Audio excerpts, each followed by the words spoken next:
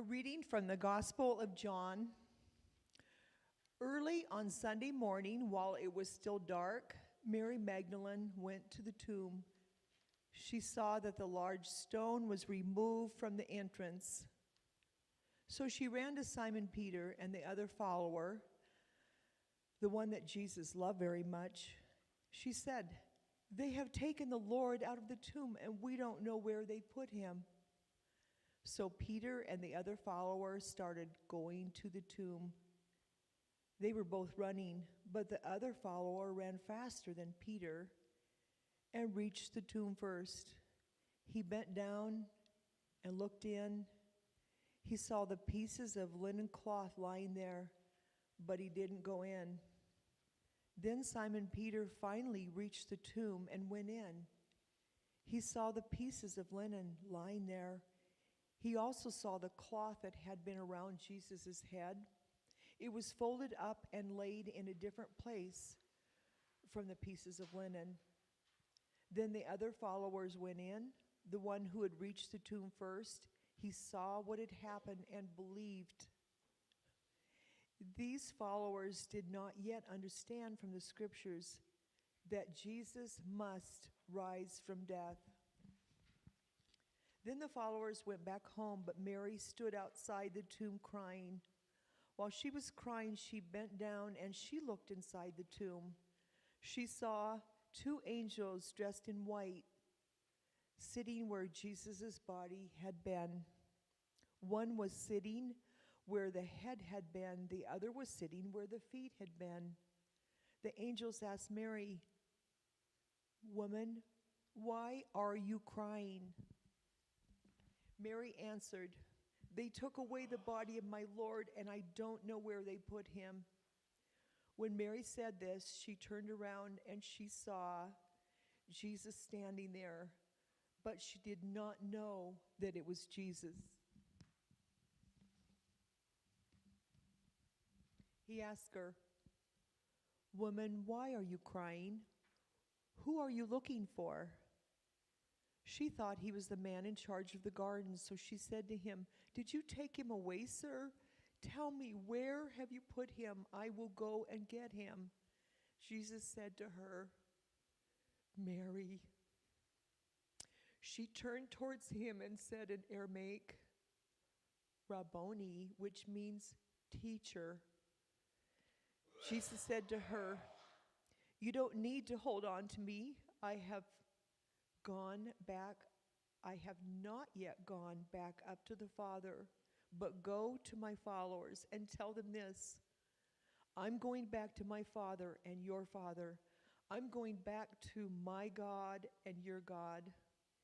Mary Magdalene went to the followers and told them, "I saw the Lord," and she told them what he had said to her.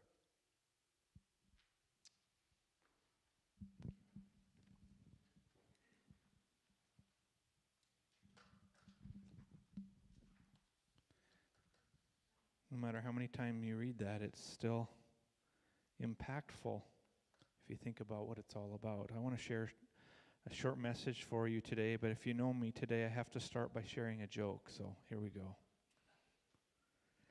A Sunday school teacher had finished telling his third graders about how Jesus was crucified. He was placed in a tomb with a great stone sealing the opening, and then wanting to share the excitement of the resurrection, she asked them this question: "And what do you think was Jesus' first words when he came out of the tomb?" A little girl in the hand, she raised her arm and she jumped to her feet. I know. And so the teacher said, "Good. Tell us, Bethany, what did he say?" And she went like this: "Ta-da!"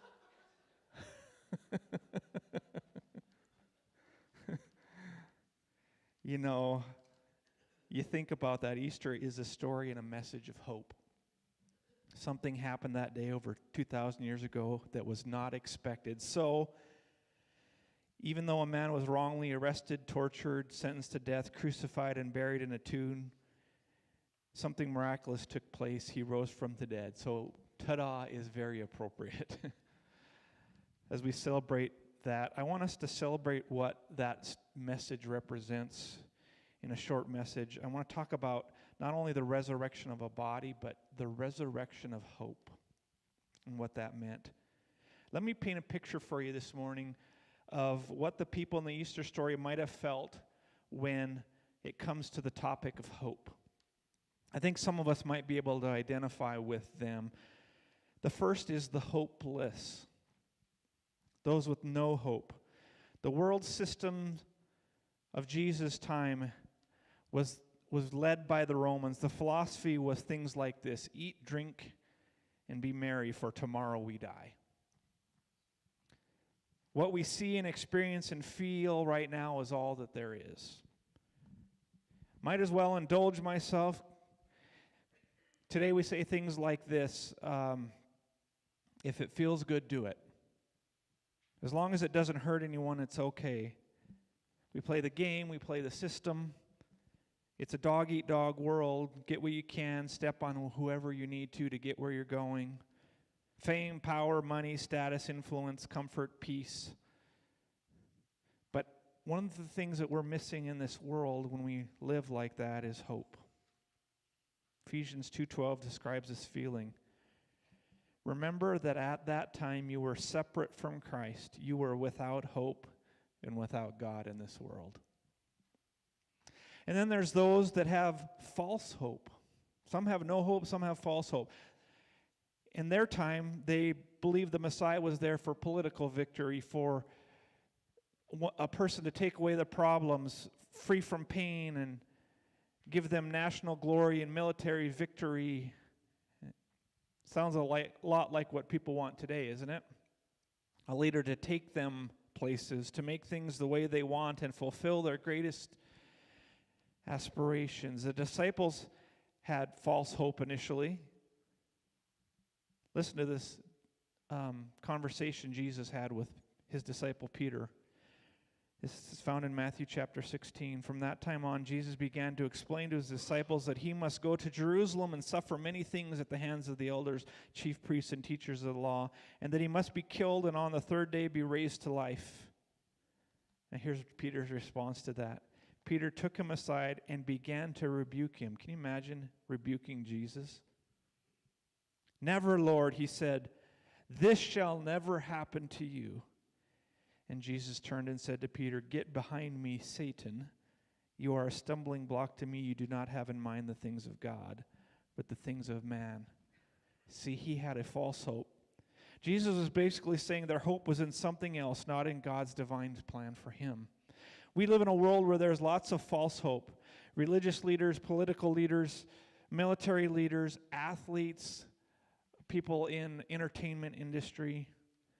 False hope is alive today just as it was in Jesus' time. And the last kind of hopelessness is what I call those with crushed hope. And this is what we see as we celebrate the resurrection. Fast forward to the day we call Good Friday, or God Friday in German. Jesus had been arrested, gone to trial, tortured, crucified, and buried in a tomb. Talk about crushed hope. After all that Jesus did, his miracles, his teachings, his compassion, his hope, he's now gone. Then fast forward to today, the first day of the week. Some of Jesus' closest companions came to pay their last respects at his tomb and prepare his body for burial. When they arrive, the body is gone. Matter of fact, as they were reading that today, I was thinking, how did she not understand that it was Jesus there? Because she was probably crying so much that her eyes were probably full of tears. She couldn't see a whole lot. They assumed somebody had stolen the body. More crushed hope. They had hoped to grieve properly at least, but now that was taken from them. Have you ever had expectations from somebody or something that got dashed or crushed? What you thought was going to happen didn't. In this story, there were several people in that boat, so to speak. A group of women who went to the tomb first. Jesus is gone. There are the apostles who ran back to check out the tomb, and there was no Jesus either for them. And then Mary Magdalene, it says, went twice, it appears, to the tomb, and she still didn't get it. Crushed hope. And as we read the story earlier, we see part of the story. See, we all face hopelessness in our lives, whether it's no hope, false hope, or crushed hope. But today, as we get up early in the morning, we look at the resurrection, we get to celebrate real hope. The resurrection of hope for each and every one of us that was accomplished that morning. Let me read the rest of the story again. After the woman questioned the man she thought was the gardener, Jesus said to her, "Mary." She turned toward him and cried out in Aramaic, "Rabboni," which means teacher. Jesus said, "Do not hold on to me, for I have not yet returned to the Father. Go instead to my brothers and tell them I am ascending to be with my Father and your Father, my God and your God." And Mary Magdalene went to the disciples with the news, "I have seen the Lord," and she told them that what he had said these things to her. To me, that is a picture today of hope restored. There was the initial hope, the immediate hope, and the immortal or eternal hope, all rolled up into one. Let me quickly go through those. The initial hope, when he calls your name, just like he did her. Jesus said, "Mary."